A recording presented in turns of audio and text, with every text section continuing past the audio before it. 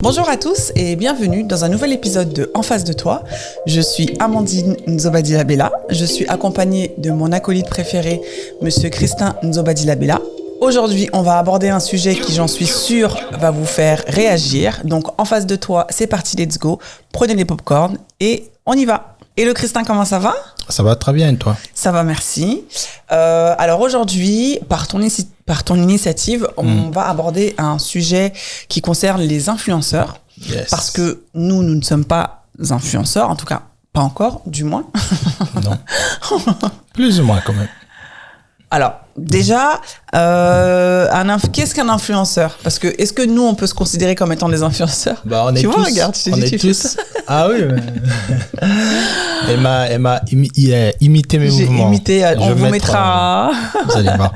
Je pense qu'on est tous influenceurs. Après, aujourd'hui, c'est devenu un métier. Est-ce que nous, on se considère influenceurs ? Moi, je dirais non, parce que je pense que les influenceurs tels qu'ils se présentent sur les réseaux, c'est pas vraiment notre taf, quoi. On recommande pas aux gens d'aller acheter.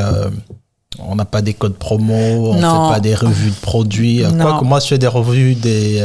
Toi, t'es un influenceur dans ton domaine, on peut dire. Dans mon domaine, ouais, dans tout ce qui est équipement vidéo, caméra et tout. Je peux dire ça parce que voilà, j'ai certains pourcentages et tout, mais c'est devenu un peu péjoratif quand même. De dire que t'es influenceur, ouais. Bah oui, il y a beaucoup de gens qui préfèrent se définir comme créateurs de contenu maintenant. Bah, c'est ça, moi c'est ce que j'allais dire. Moi j'allais dire que nous sommes des créateurs de contenu. Ouais. Parce que bah voilà, nous créons nos contenus que nous publions ensuite sur YouTube ou sur les plateformes de streaming de podcast. Mais c'est vrai que dire que t'es influenceur, c'est vrai que c'est un petit peu mal perçu parce que je pense que l'activité d'influenceur, elle a été mal prise en compte, je pense, à cause de télé-réalité. Mal prise en compte et aussi mal comprise aussi par certaines personnes et aussi les influenceurs eux-mêmes, certains influenceurs eux-mêmes ont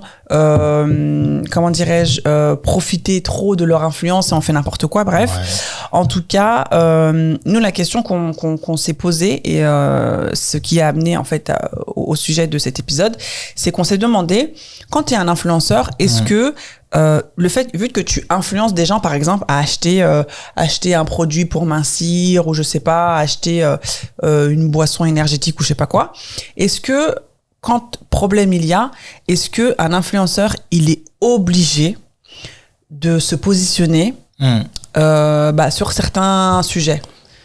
Alors, l'exemple que tu as pris quand tu dis que quand il y a un problème énergétique, là, c'est quoi? C'est le problème énergétique? Non, j'ai dit que un influenceur, en fait, on connaît l'influenceur parce qu'il nous vend, il influence notre quotidien, en fait. Genre, un influenceur. Tu me suggères d'acheter un truc et quand il y a la merde. Voilà, il influence notre quotidien, donc il va nous dire achète ce thé, il est détox, achète cette boisson énergétique, elle est trop bien, achète cette brosse, elle est comme ça. Par contre, lorsque problème il y a et qu'il faut se positionner et qu'il faut donner, son avis par rapport à certaines situations, pourquoi les influenceurs, ils ne le font pas? Et est-ce que les influenceurs, ils sont obligés de donner leur position et Alors je dirais oui et non. Oui, si tu recommandes des gens d'aller acheter un produit et que ça se passait pas bien pour un certain nombre, même si toi tu touches des pourcentages, je pense que t'es dans l'obligation de venir défendre. Après non, pourquoi défendre? De venir donner ton avis, tu vois, ou de supporter la personne, parce que tout produit, aussi bon qu'il soit, il y a toujours des effets négatifs, tu vois. Toi et moi, on va prendre un Doliprane, toi tu vas avoir des allergies et moi non. Yeah. Donc moi je pense que pour les influenceurs, là où ça devient un peu compliqué, parce que moi je pense que les influenceurs, on attend beaucoup d'eux quand même. On se dit, en fait, je pense que les gens font l'amalgame de parce que t'es influent, ça veut dire que tu maîtrises ton sujet, ça veut dire que t'es un peu le messie, le porte-parole, tu vois. Est-ce que des influenceurs c'est des porte-parole? Je dirais non.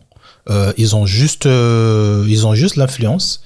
Ils ont juste pour moi, je suis désolé, c'est pas tous les influenceurs qui sont qualifiés dans certains domaines. Je te prends un exemple. T'es pas obligé d'être qualifié dans un certain domaine pour prendre parti et pour donner ton avis. Si, je suis désolé. Quand tu entends, si, regarde. Excuse-moi, il y a une personne qui se fait tuer dans la rue, qui se fait violenter et tout. Oui. Ça indigne toute l'opinion publique. Non, t'es pas obligé de parler. Non, mais j'ai pas dit que t'étais obligé de parler, mais toi, en tant qu'influenceur, t'es pas, comment dirais-je, tu peux donner ta position. Est-ce que c'est bien? Est-ce que c'est, non, mais est-ce que c'est bien? Est-ce que c'est mal? Mais en fait, il n'y a pas une histoire ou des recherches à faire derrière pour parler, en fait. Si, je suis désolé. Je pense qu'il y a bien sûr que non, si, je suis désolé. Je pense qu'il y a certaines problématiques. Oui, regarde, je te prends un exemple. Non, mais les problématiques, ok, par exemple, le racisme. Non, mais même pas le racisme, même un meurtre, par exemple. Tu vas voir une vidéo d'une violence policière, tu vas réagir sur le coup, sur émotion, par colère, tu vas aller dans le sens de toute la foule et tu vas te rendre compte qu'au final, qu'il y avait une autre histoire, par exemple. Que peut-être que c'était... ça veut dire que tout le monde doit faire pareil, alors? Faire pareil quoi? Se renseigner, se poser et pas... Surtout quand tu as influence, je pense que tu dois faire vraiment attention à ce que tu dis. Regarde, on va pas faire la pub pour lui, mais le mec, le maghrébin là, qui est grave influent même sur ses snaps, il dit allez taper un tel, tu vois. Des gars comme ça, tu vois, il prend position à certains sujets et à cause de son influence, il met en danger des vies, tu vois. Donc moi, je pense pas que les influenceurs devraient être des porte-parole ou on devrait attendre quoi que ce soit d'eux, quoi. Après, ça dépend de sujet, tu vois. Quand t'as une Crazy Sally, par exemple, qui est dans une certaine création de contenu centrée sur l'Afrique ou sur la communauté afro, demain, elle arrive un truc, par exemple, mais quel truc? Tout et n'importe quoi dans la communauté. Ça peut être une gaffe, une réussite ou quoi que ce soit. Les gens, ils vont un peu attendre qu'elle parle, quoi. Mais les gens, ils vont pas attendre, par exemple, je te dis une bêtise, demain, il y a une gaffe par rapport à, je sais pas moi, peut-être pas du racisme, mais peut-être un plagiat sur un produit vestimentaire. On va pas demander à, je sais pas moi, une Rokhaya Diallo, même si elle a forcément une opinion sur ce sujet, mais les gens ne vont pas avoir des grosses attentes sur elle parce que c'est pas un sujet sur lequel elle se prononce, tu vois. Elle n'est pas là en train de parler de... En fait, c'est ce qu'on comprend bien. Donc, si dans la vie de tous les jours, l'influenceur, dans la vie de tous les jours, il défend des idées, des principes, des valeurs et tout, et que lorsque problème il y a, ces valeurs et ces principes-là sont mis en avant de manière positive ou négative, là, l'influenceur, il doit se positionner. Parce que c'est ce qu'il vend, entre guillemets, tous les jours. C'est avec ça qu'il fait son buzz, et c'est avec ça qu'il fait son travail. Voilà. Après, oui et non, parce que, encore une fois, il y a certains influenceurs ou certaines personnalités qui sont influentes qui devraient juste fermer leur bouche, tu vois. Certes, oui, ils parlent de, je sais pas, des cheveux et qu'on connaît qu'un tel et il parle souvent de cheveux, mais est-ce qu'elle a vraiment assez de bagages pour réagir face à une polémique de L'Oréal ou de Dove, par exemple, tu vois. Donc, je sais pas. Pour moi, le seul truc que je pense qui est, deux fois, on met trop la pression sur les influenceurs. On attend trop, genre. Mais c'est qui? Les abonnés, tu vois. Le public, tu veux dire. D'accord. Tu vois, le public attend trop que l'influenceur dise quelque chose. Parfois, même toi-même, influenceur, t'es en train d'apprendre la nouvelle comme tout le monde, quoi, tu vois. Donc, je sais pas si. Est-ce que tu penses que les influenceurs, ils ne se positionnent pas parce qu'ils ont des choses à perdre? Il y a ça aussi. Je pense qu'il y a la peur de dire que... Est-ce que c'est plus par rapport aux choses qu'ils peuvent perdre, donc les partenariats, machin, ou c'est plus... Par rapport à leur image et tout, salir le visage, parce qu'ils sont pas légitimes. Je pense que c'est plus les partenariats. Parce que je pense que quand tu arrives à un certain niveau d'influence... Après, ça dépend d'influenceurs, encore une fois, tu vois. Une personne comme Safia Grandeur Noire, shout out, je pense qu'elle s'en fiche, hein. Franchement, elle s'en fiche de perdre quoi que ce soit de partenariat parce que elle s'est positionnée comme je dis ce que j'ai à dire, I don't give a fuck, quoi, tu vois. Mais d'autres personnalités que je vais pas citer, ils ont peut-être trop à perdre, tu vois. Leur prise de parole face à un sujet peut faire remettre en question certains gros deals qu'ils ont. Et en France, encore une fois, tu vois, on sait très bien les personnes influentes qui les financent, quoi. Tu vois, il y a rarement des grosses structures afro qui sont vraiment pour l'émancipation ou pour la défense de nos de nos intérêts qui financent ces influenceurs-là. Donc, majoritairement, les influenceurs beauté, lifestyle, quand il y a des vrais problèmes, soit ils vont faire semblant, comme non, on a après, vu. peut-être qu'ils ont signé des contrats aussi. Peut-être qu'il y a des contrats aussi derrière qui les obligent à ne pas, justement, prendre parti. Non, je pense bah, peut-être, hein, mais je pense pas. Je pense que c'est une question de fois, c'est une question de peur aussi, hein. Tu vois, par exemple, quand tu vois le livre de Noir n'est pas mon métier, Aïssa Maïga, tu vois, quand je crois que j'ai lu une partie de son livre, c'est elle qui parlait de son livre. Elle parlait du fait qu'il n'y avait pas assez de personnes noires représentées dans certains rôles. Et tu vois, les personnes à qui elle disait ça se disaient, putain, en fait, c'est vrai, quoi. Tu vois, même nous, on n'a jamais remarqué que dans des rôles décisionnaires, on ne donnait pas ça à des noirs. Merci de nous avoir, on va dire merci, mais c'est un peu... Ouais. Tu étais où, quoi, depuis ce temps? Mais quand même, tu vois, voilà, on va dire c'est de l'hypocrisie ou pas, mais il y a certaines prises de position qui peuvent être en mode un rappel tu vois, les gens vont se dire, ah ouais, mais c'est vrai, au fait, à chaque fois qu'on veut un gangsta, il y a toujours un grand noir, pourquoi on prend pas un blanc, par exemple, tu vois. Donc, deux fois, on va pas, moi je pense pas que c'est écrit dans des contrats, ne vous positionnez pas. Je pense plutôt on a beaucoup peur de comment l'autre va le prendre, tu vois, parce que l'autre, les abonnés, le public? Non, le partenaire. D'accord. Tu vois, le producteur, marques, tu vois, comment ils vont le prendre. Mais des fois, quand tu arrives à bien structurer tes propos, ils vont encore plus se positionner avec toi, tu vois. Je sais pas, peut-être que... Toi, t'en penses quoi par rapport à ça? Est-ce qu'ils ont peur de parler parce qu'ils veulent perdre? Après, moi, je peux pas parler pour eux. Moi, j'en sais rien. Franchement, voilà, moi, je trouve que c'est un sujet quand même qui est délicat parce que nous, on n'est pas des influenceurs, donc voilà. Après, effectivement, moi, voilà, en tant que simple abonné, une simple personne qui peut suivre des influenceurs, c'est vrai que quand problème il y a ou quand prise de parole il doit y avoir et que effectivement ces personnes-là ne parlent pas, tu te poses la question et tu te dis mais en fait pourquoi est-ce qu'elles ne parlent pas, pourquoi est-ce qu'elles ne donnent pas leur avis, c'est quoi les enjeux qui sont derrière. Et effectivement, comme tu as dit, il peut y avoir beaucoup d'enjeux financiers, mais après après ça t'amène à te poser des questions en mode mais en fait dans ce game de tout ce qui est réseaux sociaux, voilà, influence et tout, en fait c'est l'argent qui prime par rapport aux valeurs et par rapport aux principes de chaque personne, quoi. Donc peut-être qu'il y a des personnes qui, voilà, comme tu as dit, c'est pas peut-être, c'est qu'il y a des personnes, comme tu as dit, comme Safia Angel Life, qui assument et qui prennent parti sur des sujets ou des polémiques quand il y a besoin. Parce que elle a dépassé, tu vois, ce stade-là, mais t'en as d'autres, effectivement, qui réfléchissent à deux fois et qui font rien et on les entend pas forcément, quoi. Donc après, je sais pas pourquoi, je sais pas quelles sont les raisons, je sais pas quels sont qu'est-ce qu'il y a derrière aussi, parce qu'en fait, c'est ça, hein, nous, voilà, on voit les influenceurs comme ça sur les réseaux, voilà, hein, sur les réseaux tout est beau, tout est fancy, tout est machin, mais on sait pas c'est quoi l'envers du décor, on sait pas quels sont les contrats, quels sont les engagements que les influenceurs ont avec les marques ou ont avec les personnes qui font un peu tout ce système-là. Donc on peut pas blâmer ces gens-là, les influenceurs, on peut pas attendre trop d'eux non plus parce que voilà, c'est quand même... Mais c'est quand même... tu vois, je me positionne en tant qu'abonné, je me dis c'est quand même assez...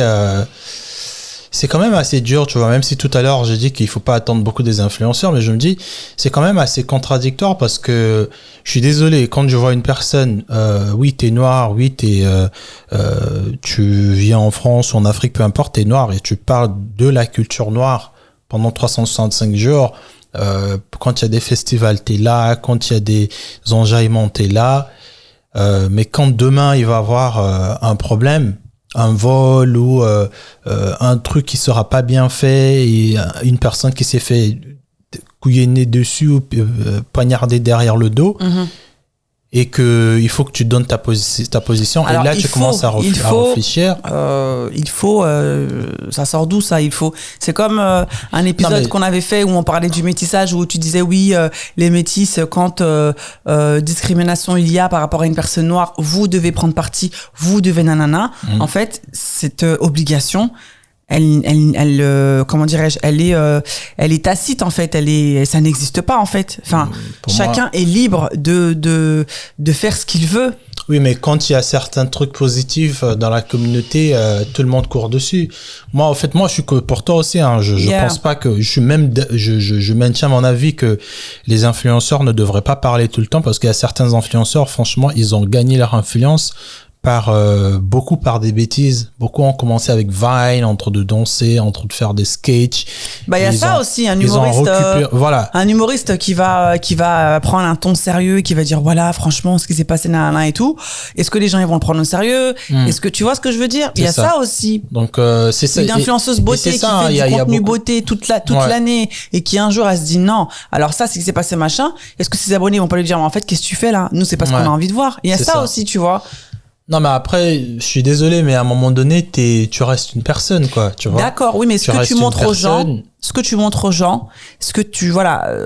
pourquoi tu brilles et le domaine dans lequel tu excelles et où les gens te connaissent, eh ben en fait, ils ont envie de te voir que dans ça. Non, je suis désolé, ça veut dire que demain, t'as des problèmes, t'es en dépression, t'as fait, je sais pas, t'as une maladie incurable, et parce que tu étais une maquilleuse de beauté, tu vas pas en parler. Non, mais quand c'est sur toi, quand c'est sur ta personne à toi, y a pas de souci, parce que c'est ta personne à toi, parce que tu as aussi un rapport avec tes abonnés qui sont, voilà, de l'ordre de l'amical et tout, tu partages des moments intimes de ta vie, mais quand c'est des sujets de société, des faits de société et tout, et que tu te positionnes alors que habituellement on t'entendait jamais, je pense que pour certaines personnes ça peut, il y en a qui peuvent être très contents, il y en a qui peuvent être en mode choqué, il y en a qui peuvent être en mode mais en fait c'est pas ce que tu nous donnes d'habitude, quoi. Donc en fait shut the fuck up et continue à faire ton make-up ou à faire tes cheveux, quoi. Et pour toi, qu'est-ce que tu en penses de la cancel culture? C'est-à-dire que quand une personne cancel culture. Yeah, cancel culture. Cancel culture. Yeah. Quand une personne fait une gaffe, qu'on la boycotte tout au long, genre toi Alors tout au long ça n'existe pas, hein. Franchement. Non, mais moi ça c'est un truc, excuse-moi je te coupe, hein, mais les réseaux c'est vraiment un effet de mode où en mode voilà, tu fais une gaffe, pendant une semaine on va parler de toi, oui boycott. Non, et ce boycott-là, il ne reste pas. Ça dépend de ce que tu fais. Je suis désolé. Je pense qu'il y a certaines gaffes. Je pense qu'il y a certaines personnalités aujourd'hui qui ont fait des grosses gaffes. Peu importe comment ils vont laver leur image, comme Ahmed Silla par exemple, tu vois, en parlant de lui, tout ce qu'il a fait, ce mec, pour la communauté. Il a fait quoi? Bah, toutes les gaffes qu'il a fait, il s'est déguisé en esclave, il a parlé. Ouais, mais il se rachète pas, ce mec. Non, mais je me dis. Il reste dans son truc, lui. Non, mais si par exemple 10 ans plus tard, hein, il se rend compte vraiment, il a un tournant dans sa tête qui se dit que je vais me positionner un peu clean, tu vois, essayer de laver un peu mon image. Yeah. Tu vois, la cancel culture, c'est-à-dire que les gens, ils l'ont déjà classé dans un truc, et on l'a dit, toi, au fait, tais-toi, quoi, tu vois. Qu'est-ce que tu penses de ça? Est-ce qu'on devrait cancel des gens, ou est-ce qu'on devrait les accorder un peu plus de temps? Moi, je pense que tout le monde a droit à l'erreur. D'accord? Tout le monde a droit à l'erreur. Après, quand c'est des erreurs qui se répètent, qui sont répétitives, et quand c'est des erreurs sur lesquelles tu te fais du bif et tu fais ta notoriété, bah, à un moment donné, bah, salut, quoi. Tu vois? Non, moi, je pense que, voilà, chacun fait des erreurs. Quand, après, il y a ça aussi, hein. Des fois, tu as des personnes qui font des erreurs pour faire du buzz, pour se faire connaître, et après qui vont dire voilà, pardon, excusez-moi, je sais pas quoi, et après ils vont passer à autre chose. En fait, nous, on est personne pour juger, hein. Il y a que Dieu qui nous juge, il y a que Dieu qui nous voilà. Oui, non, mais là tu vas trop loin. Je te demande non, juste. Moi je vais pas trop loin. Moi je te dis juste que moi je suis personne pour dire lui on doit le cancel ou pas. Je dis que tout le monde a droit à l'erreur. Sauf quand c'est des erreurs qui se répètent et c'est des erreurs sur lesquelles tu fais du bif et tu fais ta notoriété, à un moment donné, bah en fait, tu savais très bien ce que tu faisais. Donc pourquoi est-ce qu'on doit, comment dirais-je, laver tout ça et se dire ouais bah c'est bon, allez, ce que t'as fait, c'était pas grave et tout. Non, peut-être que tu le faisais, c'est comme t'as dit, peut-être que t'étais sous contrat, peut-être que des mais après, à un moment donné, moi, je pense que, tu vois, dans des ce gens game... comme Ouais, mais moi, tu vois, je pense que dans ce game, tu vois, nous, on commence à, voilà, avoir un pied dedans et tout et tout. Moi, je pense que, en fait, ta vraie valeur et ta vraie personne, elle doit ressortir, en fait, dans tes actes, dans tes paroles, dans tes prises de position, dans ce que tu fais, dans ce que tu penses, parce qu'en fait, à un moment donné, ça va te rattraper. Je suis désolée, si tous les jours je dis que je suis végane et en fait, quand je sors, tu me vois dans des boucheries, dans des trucs et tout, bah, en fait, ça n'a aucun sens, quoi. Tu vois ce que je veux dire? Donc, moi, je pense que, à un moment donné, oui, les thunes, c'est bien. Oui, les grosses boîtes qui sont derrière toi, elles te financent et tout. Mais à un moment donné, si t'es pas d'accord avec un truc, si tes valeurs et tes principes, c'est pas ça, et ben, en fait, tu restes, droit dans tes baskets, en fait. Parce que justement, ça te décrédibilise. En fait, les gens, moi, je préfère franchement qu'il y ait 15 personnes qui me suivent parce que ce que je dis, c'est ce que je pense.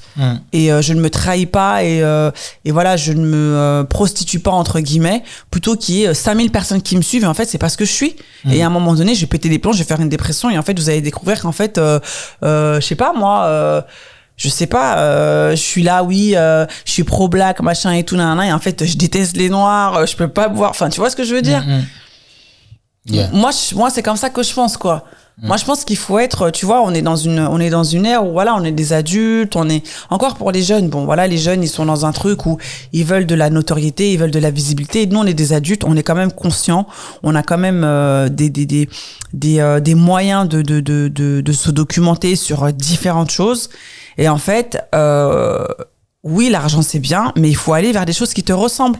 Parce que forcément, à un moment donné, mais c'est facile quand t'es pas dedans. Ton moi, il va te rattraper, quoi. C'est pas facile, c'est facile quand t'es pas dedans, parce que tu vois, des meufs comme, je te dis une bêtise, des meufs comme Alicia Keys. Yeah.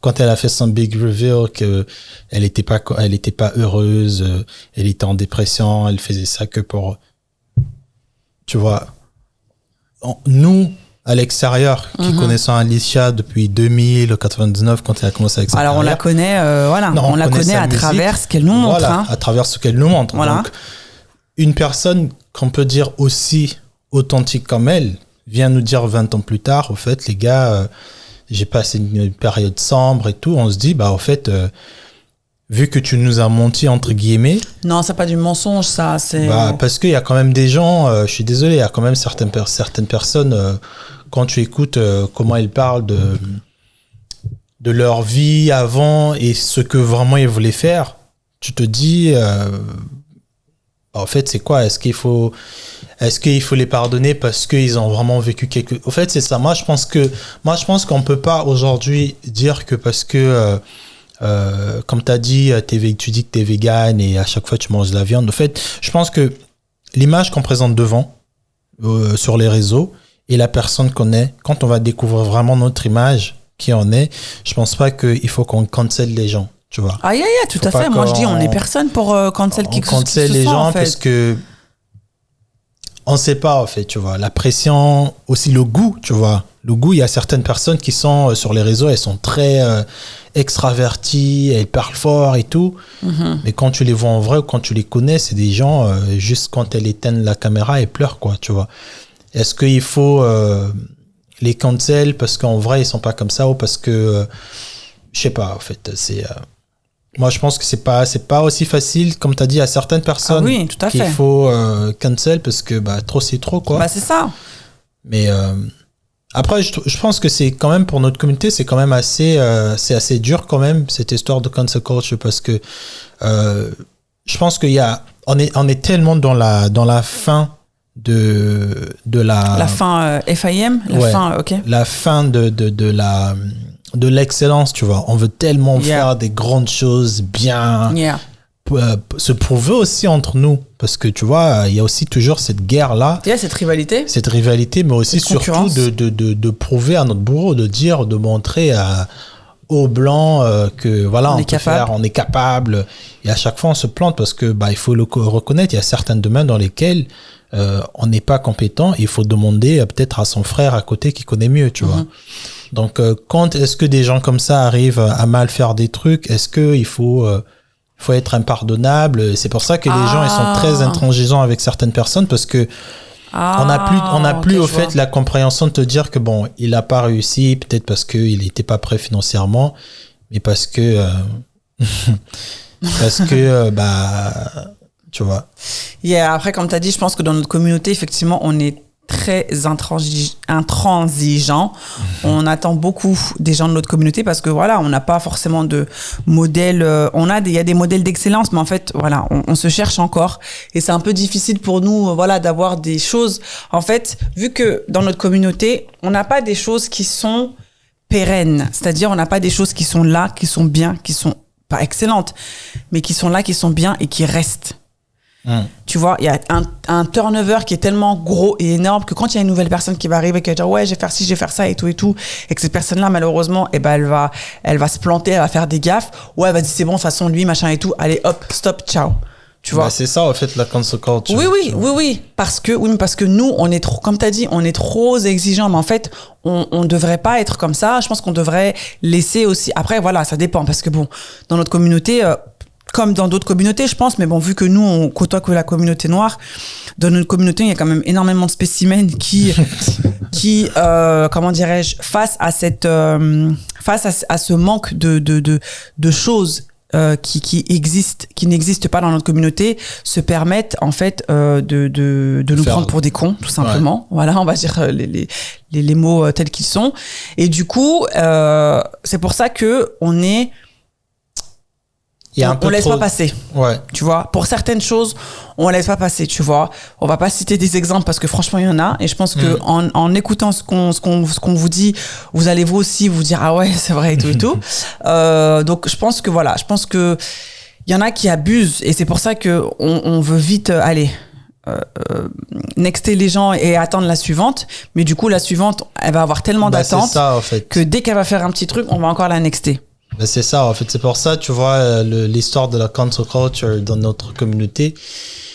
C'est Moi d'un côté je la comprends parce que si tu ne cancelles pas les moi je parle en français, si tu cancelles pas les gens qui font de la haine et qui te prennent pour des cons, et ben en fait ils vont toujours te prendre pour des cons et en fait à la fin c'est toi qui vas trimer quoi. Tu vois, eux ils vont se remplir les poches, ils vont être je ne sais où pendant que toi tu auras trimé. D'un autre côté, de cancel une personne qui a fait un one shot, qui a essayé de faire un truc et qui malheureusement a pris des mauvaises décisions et qui malheureusement a fait des mauvaises choses.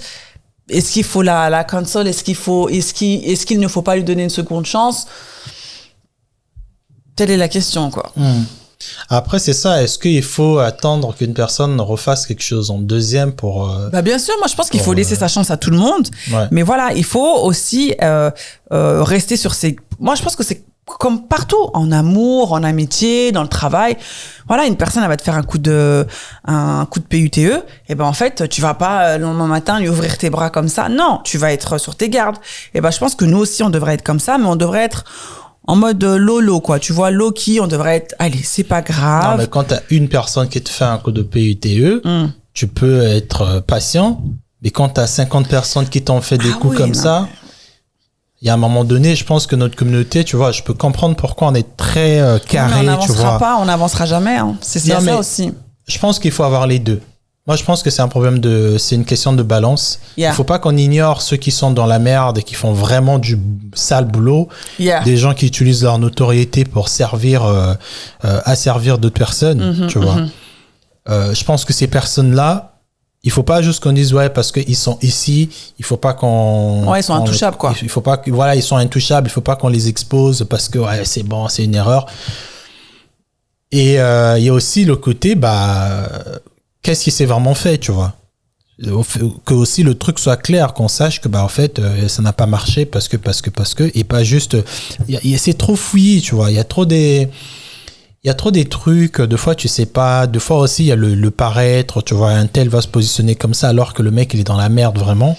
Mais après c'est ça, tu vois, tout revient au même point, c'est qu'en fait il y a des choses qui nous manquent dans notre communauté et en fait on a tellement envie de faire des choses, on a tellement envie de créer, d'être des novateurs qu'en fait on veut se donner les moyens coûte que coûte et même si dans ton compte t'as que 100 €, en fait tu vas faire croire aux gens que t'en as 5000 et tu vas dire mais vous inquiétez pas, il y a ci, il y a ça qui va se faire et tout, et au final tu vas embarquer des gens avec toi, tu vas les mettre dans la merde parce que peut-être ta vision elle sera, peut-être que t'as des gens aussi tu vois qui, comment dirais-je, qui ont des mindsets où voilà, ils veulent aller loin, ils veulent pousser les gens, ils veulent faire des trucs, mais ils n'ont pas forcément les moyens financiers.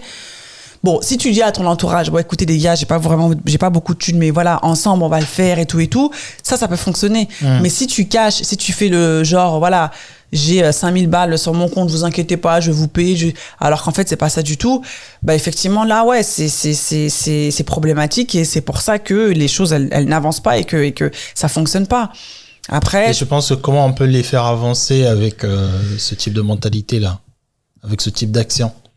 Est-ce qu'il faut est-ce que les gens doivent être un peu plus transparentes, mais aussi les gens ils veulent pas être transparents parce que être transparent c'est être vulnérable, c'est montrer ta position. Moi franchement je pense que après voilà moi je pense que tu vois dans ce game l'authenticité, après voilà il y a des degrés aussi, mais en fait il faut être authentique, il faut être transparent avec les personnes avec lesquelles tu travailles. Je suis désolée, moi par exemple voilà je prends mon exemple avec lesquels tu travailles, mais pas ceux qui te follow, ceux qui te suivent ou ceux qui te connaissent, parce que tu peux être transparent avec ceux qui te travaillent, mais tu t'en fiches de ta communauté quoi, par exemple. Bah non, mais en fait, si t'es transparent avec les gens avec lesquels tu travailles, c'est-à-dire que t'as pas de thunes, comme je t'ai dit, on va essayer d'aller plus loin ensemble et tout, et vous arrivez à travailler ensemble, vous arrivez à faire des choses ensemble parce que vous savez que vous êtes tous dans la même merde et que vous devez porter votre projet, les résultats, ils seront bons parce que voilà, dès le départ, en fait, tout a été mis sur la table et il y aura pas de comment dirais-je, de surprise. Et en fait, à tes abonnés, t'es pas forcément obligé de leur dire que t'es dans la haisse et que t'as pas de thunes et tout. Comme tu peux aussi dire à tes abonnés, voilà, bah, moi j'ai pas forcément de thunes, j'aimerais faire ci, j'aimerais faire ça, et de voir comment ça se fait. Mais en fait, moi, j'allais prendre mon exemple en mode, voilà, moi quand j'ai lancé ma marque de vêtements, par exemple, voilà, j'avais pas forcément beaucoup de moyens, je me suis donné des moyens, et en fait, les personnes avec lesquelles je travaillais, bah je leur disais clairement, voilà, voilà, il faut que je te paye tant, écoute, je pourrais peut-être pas te donner toute ta somme d'un coup, je vais te la payer en plusieurs fois et tout, mais les gens de mon équipe savaient qu'ils allaient être payés, peut-être pas en une fois, mais ils savaient qu'ils allaient être payés, tu vois. Et au final, bah les relations, elles se sont très bien passées, mon projet, il a réussi à avancer, mais en fait... Parce que qu'est-ce qui fait avancer un projet aujourd'hui? Est-ce que c'est d'être réglo avec son équipe interne ou plutôt d'être réglo avec les gens qui s'embarquent avec toi? Parce que je pense que ton équipe... C'est la même chose. Ton équipe interne et les gens qui s'embarquent avec toi, par exemple, tu vois, nous, on va dire que, allez, on est le meilleur podcast de France, et qu'on veut faire... je sais pas, on veut faire une formation parce que on a 100 000 écoutes chaque semaine alors qu'on en a que 5 000 par exemple. Yeah. En fait, est-ce qu'il faut que je sois honnête avec toi en te disant écoute babe, on va vendre un rêve, on va mentir que ceci, voilà, j'ai vraiment rien, mais voilà ce qu'on veut faire? Ou est-ce qu'il faut dire à tout le monde autour de soi, est-ce qu'il faut être plus clair avec les personnes qui vont venir sur ton projet? Comme ça, ils savent qu'il n'y a pas d'ambiguïté. Bah, Christin, il est calé dans la photo et pas dans le son et pas dans la vidéo, tu vois. Donc, c'est avec qui il faut être clair, parce qu'on a vu clairement aujourd'hui que beaucoup des choses qui ont échoué, que ce soit dans la communauté noire en France, aux États-Unis, partout dans le monde, d'autres communautés aussi, mais on ne connaît pas les autres communautés. C'est parce que les gens, en fait, les organisateurs ou l'entreprise n'étaient pas clairs avec que ce soit les clients ou les collaborateurs ou d'autres personnes autour, tu vois. Est-ce qu'il faut être clair? C'est avec qui que tu dois être clair pour que ton truc avance? Bah moi je pense que c'est avec ton équipe, parce que forcément, bah voilà, par exemple dans ton équipe, il va y avoir un chargé de communication, il va y avoir un service client genre après-vente, il va y avoir...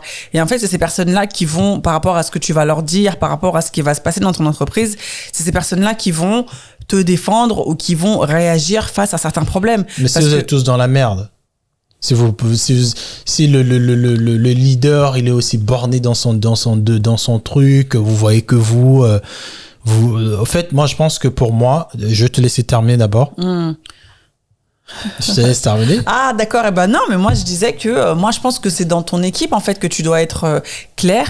Comme ça, voilà, comme j'ai dit, bah voilà, ton équipe elle sait où elle va et puis c'est elle qui va te supporter si problème financier il y a, si manque de communication il y a, si défectuosité au niveau d'un produit il y a. Et en fait, bah voilà, tout comment dirais-je, ça se réglera en interne. Mais après, de là, enfin,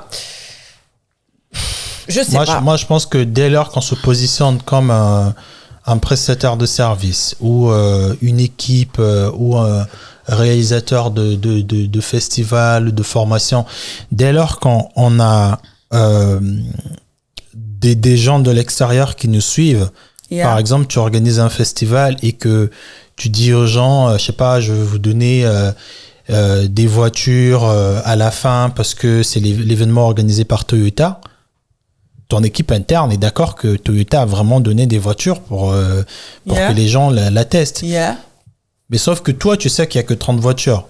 Tu vas dire aux gens, venez, c'est des voitures. À la fin, est-ce qu'il faut que tu dises vraiment, tu vois, ce qu'il y a, votre communication, est-ce qu'il faut vraiment en parler ou est-ce que...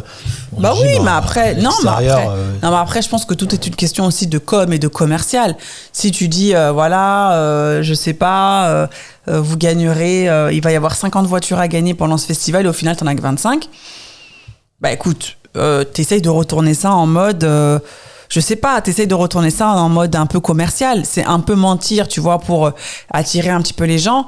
Mais faut quand même en parler. Mais t'en parles, mais d'une façon, je sais pas, un peu cachée, un petit peu, je sais pas, transformée. Mais c'est sûr que ton client ou ton abonné ou voilà la personne qui va assister à ton festival ou à ta conférence ou quoi, si problème il y a, forcément, il faut que tu l'en parles. Parce que ça va se répercuter sur elle, sur ses attentes. Et ouais, enfin, c'est pas cool, quoi. Yeah. Mais après, je pense que c'est aussi difficile, tu vois, quand t'organises un événement et tout, et qu'en fait, t'as énormément de failles et qu'il y a énormément de choses qui ne vont pas, d'aller dire aux personnes en face, à tes clients et tout, écoutez, là, ça va pas et tout. Enfin, tu sais, comment tu le fais, comment tu le dis. C'est pour ça. Est-ce que tu dis que c'est toi ou est-ce que tu dis que c'est les autres, tu vois? Mais il faut le dire. C'est pour ça que je pense que dans notre communauté, on a grave des initiatives. Il y a, franchement, quand tu regardes le degré de créativité qu'il y a dans notre communauté, il y a beaucoup. Bien sûr. Il y a beaucoup d'entreprises, d'entrepreneurs, des idées, il y a plein. Mais ce qui manque, je pense que c'est le savoir-faire dans certains domaines. Et le sérieux aussi. Le sérieux, le savoir-faire, la discipline. Et pourquoi ça manque souvent? Parce que je pense que les gens opèrent très souvent avec des gens avec lesquels ils ont des mêmes idées. Trop des mêmes idées. Tu vois, moi par exemple aujourd'hui, si je suis propriétaire d'une grosse entreprise, c'est pour ça que dans des entreprises. Non, moi j'allais pas dire ça. Moi j'allais dire, excuse-moi, je te coupe. Pourquoi ça ne fonctionne pas dans notre communauté? C'est parce que les gens veulent tout de suite l'appât du gain. Parce que les gens, ils veulent tout de suite l'aspect. Les gens, ils font quelque chose. Oui, mais c'est parce que tous ils ont de l'argent derrière. Oui, mais c'est parce que tous ils ont cette seule vision singulière de gagner, de se faire connaître, de dire que t'as vu ce qu'ils ont fait. C'est pour ça que j'ai dit il faut avoir des différentes personnes avec différentes opinions. Peut-être moi je suis pas borné par l'argent parce que j'ai un très bon salaire, parce que je suis bien payé à côté et je veux juste organiser un événement qui va bien marcher, où je vais pas forcément me faire des sous. Mais la majorité des gens qui vont se lancer dans certaines entreprises que je vois, certains concepts, souvent les gens ils travaillent pas. Ils sont à fond dans l'entrepreneuriat. Et après c'est normal aussi de vouloir récolter oui, mais ce que tu comment on dit déjà, de vouloir récolter les gains de ton investissement. Oui, mais c'est normal. C'est pour ça qu'il faut. Mais à quelle vitesse quoi? C'est pour ça que je pense qu'il faut être accompagné des gens autour de toi, des investisseurs peut-être, ou peut-être pas des investisseurs des banques, mais des gens qui peuvent te booster. Comme ça, tu n'es pas à la course, tu vois, de l'argent, parce que on sait très bien ce que cette course emmène aux gens. Et au final, il y a des grosses répercussions. Aujourd'hui, tu fais un truc, les gens ils vont t'attendre en mode on va voir qu'est-ce qu'il va faire vraiment, tu vois. Donc je pense que le problème c'est ça. Je pense qu'il faut vraiment s'entourer. Si tu veux créer un business, une entreprise, un concept, un podcast, peu importe ce que tu veux faire, il faut te dire que avec toi, ma partenaire, c'est sûr que tu vas être avec moi dans toutes les folies. Mais il faut que j'ai une personne aussi à côté, certes, qui est un peu, voilà, qui te pique un peu parce que t'es pas trop d'accord avec ses avis, mais il faut l'avoir.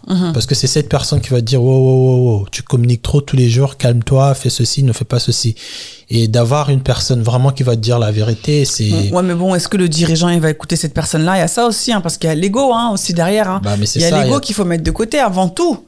Avant tout, d'avoir une équipe où t'en as un qui est plus lolo, l'autre il est plus high, machin. Si le dirigeant, il a sa ligne de conduite et il sait où il veut arriver, excuse-moi, il va pas écouter les autres. Non, c'est bien de savoir où tu veux arriver, mais tu sais pas comment y arriver, tu vois. Il faut être aussi humble aussi d'accepter que... Il faut utiliser le proverbe africain qui dit tout seul on va aller plus vite et ensemble on va plus loin. C'est ça, au fait. Je pense que... Mais voilà, je pense que c'est quand même assez profond. C'est quand même plus profond que simplement vouloir fédérer plusieurs personnes et dire qu'ensemble on peut aller loin et tout. Je pense que c'est la véritable problématique, comme tu as dit, c'est l'ego. Je pense que l'ego... on peut dire sûr. Que c'est le nerf de le problème de tout quoi. C'est le problème dans tout quand on fait quelque chose on veut voilà qu'on est meilleur, nous aussi après voilà on va pas faire les mecs nous voilà on est très contents, on est très fiers, on est fiers de nous d'avoir pu faire ce podcast, cette émission. Quand on s'est dit bon on va faire ci, on va faire ça, de toute façon vous le voyez si vous scrollez au niveau de toutes nos vidéos, vous allez voir qu'il y a une certaine évolution parce que voilà on a voulu aussi élever le niveau. Donc tout le monde a cette course d'ego, mais il faut savoir quoi faire avec cet ego-là. C'est-à-dire que, est-ce que je fais ça juste pour que, voilà, on me connaisse, on dise, c'est Amandine dans la rue, ou est-ce que j'ai envie de faire ça pour que ça m'ouvre des portes, pour que je crée d'autres choses par la suite, et après, mes poches, elles vont se remplir, quoi. Ou est-ce que je veux que mes poches, elles se remplissent tout de suite, mais en fait, elles vont se remplir tout de suite, mais après, elles se rempliront peut-être plus, tu vois. C'est ça. Toi, t'en restes dans la durée. C'est ça, en fait. Dans le one shot et... ok. Yeah. Bon, c'était... on a commencé par les influenceurs, ensuite on a transité par autre chose, mais c'était intéressant. Yeah. En tout cas, j'espère que la vidéo va plaire des gens. Yeah. En tout cas, ce qu'on s'est dit, ça va plaire des gens. Il y a plusieurs choses qui peuvent être dites. Yeah, dites. Qui peut être dites dans notre communauté. Franchement, il y a beaucoup de sujets. Yeah. Je pense que c'était important de parler de ça, de parler de... pourquoi certains trucs ne marchent pas forcément. Nous, on n'est pas des... Allez, on va pas dire qu'on fait des formations, on est des spécialistes. Oui, on a juste assisté à beaucoup de concepts se casser le visage. On s'est dit que, en fait, le common ground, c'est le même, quoi. Le tronc du problème, c'est le même. Et j'espère que vous aussi, vous allez nous proposer, qu'est-ce que vous pensez comme solution dans les commentaires. Donc, n'hésitez pas. Yeah. N'hésitez pas à nous dire ce que vous en pensez, à proposer aussi des solutions pour que on puisse élever notre communauté et qu'on puisse aller plus loin. En tout cas, on vous remercie beaucoup pour tous vos abonnements, pour vos partages, pour vos likes, pour vos étoiles sur Apple Podcast. Et en cette période de Covid, toujours protégez-vous, team vaccin, team anti-vaccin, protégez-vous. Et puis merci Christin pour cette émission, et on vous dit à très bientôt pour un nouvel épisode de En face de toi. En face de toi.